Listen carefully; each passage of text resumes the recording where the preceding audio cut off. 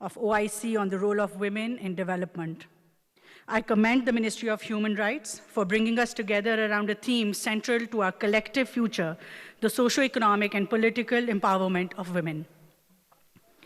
We know when women are empowered as decision makers, entrepreneurs, scientists, educators, public servants, and political leaders, powerful first, second, and third orders of effects are unleashed. Societies thrive, become wealthier, happier, and have greater civic sense. Three overlapping themes inspired by courageous women leaders have shaped the thinking of Pakistan. Firstly, that education is the foundation beneath every other freedom. It is the route to income, independence, and public voice. It is an obligation rooted in our faith. Secondly, legal reform is critical to empower women, and that this must be followed by an enabling ecosystem, finance, financial literacy, mentorship, markets, and leadership opportunities. So after we equip women with knowledge, technical capability, and confidence, and remove the frictions, women can participate in our larger economies. This is essential for accelerating GDP growth, reducing systemic poverty, and fostering workplace innovation. When women fully enter the workforce, they unlock underutilized talent pools, creating massive ripple effects that improve living standards for entire communities. Third, in the modern world, digital public infrastructure. Trusted data exchange, digital identity, and interoperable payments that can convert women's legal rights into practical access. Digital public infrastructure gives them direct financial control. They get recognition within the economy as they go from invisible workers to documented economic actors. Interoperable payments connect women freelancers and entrepreneurs to customers, e-commerce platforms, and cross-border markets.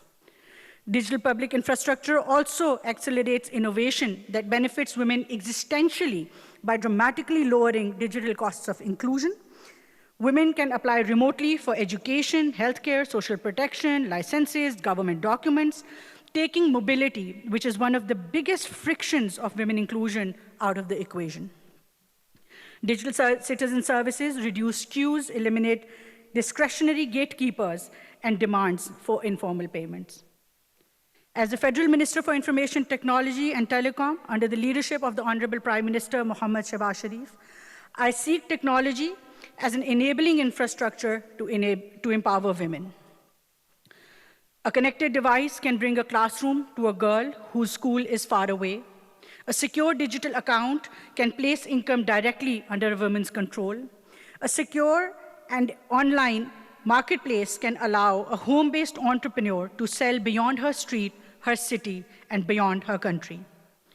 Digital public reforms can bring women's evidence and experience into government decisions.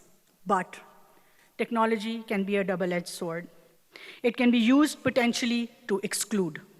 If a woman does not own a phone, cannot afford data, lacks digital ID, fears online harassment, or has never learned to use a platform safely, digitization can reproduce exclusion, that too at a greater speed.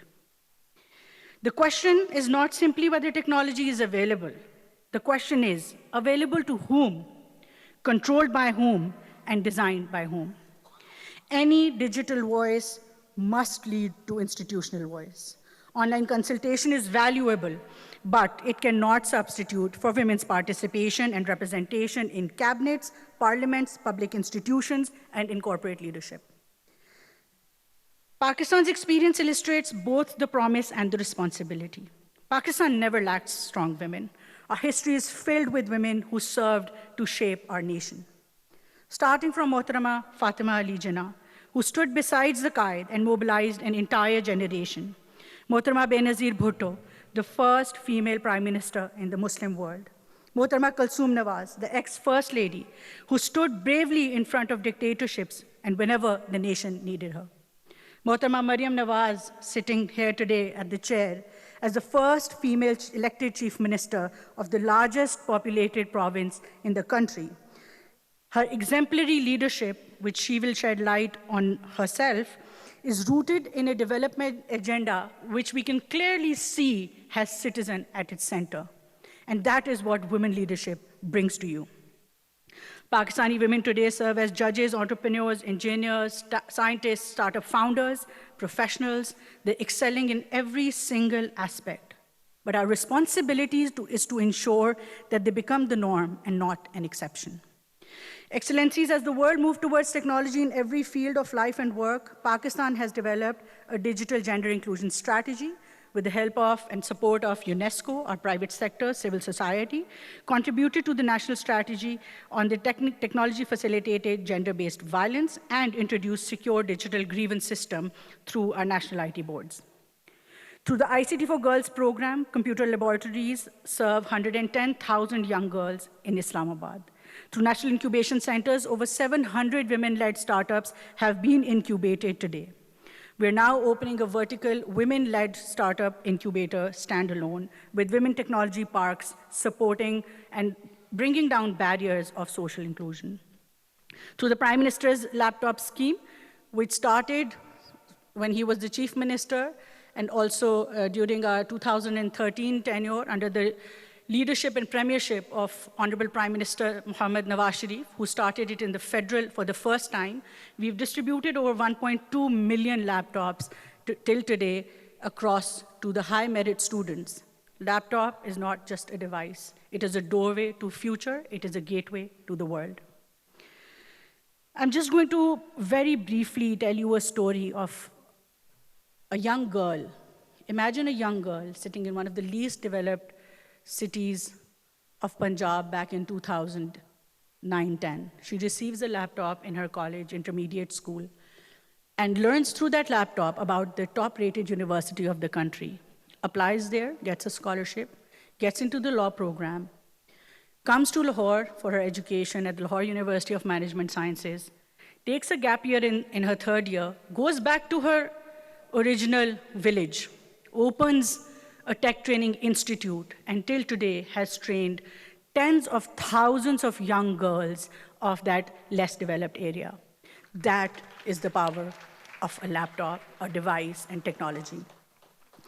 Ladies and gentlemen, this is what Access can do. It turns technology from something a girl observes into something she can command and she can generate value with for herself and for others. According to the GSMA, Pakistan recorded the largest improvement in digital gender inclusion, especially usage of mobile internet. In 2024, when I took office, we were at a 38% gender digital divide. In 2025, it came down to 25%. 2026 report shows that we're down to 8% of gender digital divide in mobile internet usage, which is the fastest closing gender digital divide in the world. Women's mobile internet adoption has increased from 33% to 45% over the last 2 years. But connectivity is the first layer. A real measure of success is whether women in rural district, whether women sitting in the farthest corner of this country can learn, can earn, receive payments, become entrepreneurs through the help of technology.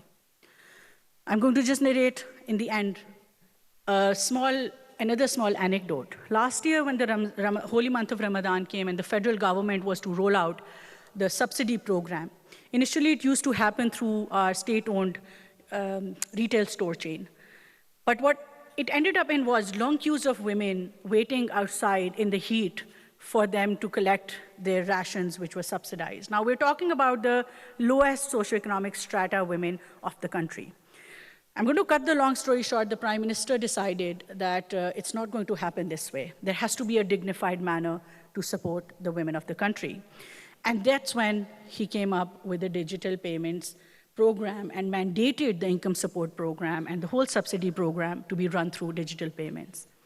In 1 month, the lowest socioeconomic strata of women of Pakistan created 800,000 plus digital wallets. They became members of digital economy, of the banked population. This year, another 900,000 women came on digital wallets. The government of Pakistan with the help of the private sector, under the leadership of the Honorable Prime Minister, distributed 10 million SIMs free of cost to women across the country, making sure that they become active members of digital economy. That is the structural shift that we're looking at, besides ad hoc programs for women that will naturally scale and mainstream women inclusion in our digital economies. And that is the power that technology brings to you. I would like to just say in the end that women cannot just be at the receiving end of technology. Today, with artificial intelligence at the core of every single sector, women need to be at the building ground. We have to have a seat on the table. Our experiences, our statistics cannot be left out of machine learning and AI algorithms, because that means exponential and systematic exclusion of our experiences. We have to be there, and that is what Pakistan aims. Every girl should have access to connectivity. Every woman should be able to obtain and control a secure digital identity and financial account. Every woman entrepreneur should be able to reach the digital markets. Every woman must be represented where technology is designed and governed, from artificial intelligence to cybersecurity to public data and digital regulation. Women must have a seat on the table. We should support these guarantees with our comparable indicators under the OIC Plan of Action for Advancement of Women. Let us measure ownership, usage, income, enterprise growth, professional advancement, and leadership. And let us celebrate our women heroes who smash barriers and light new paths. Pakistan stands ready to share its experience, learn from every member state, and build partnership that moves us from ideas to pilots to platforms, and from isolated success stories to systems capable of reaching hundreds of millions. The way forward is clear. वफाकी वज़ीर बराए IT शज़ा Fatima Khwaja नवी इस्लामी तावन तंजीम की वज़ारती conference बराए ख़वातीन से खिताब कर रही थी।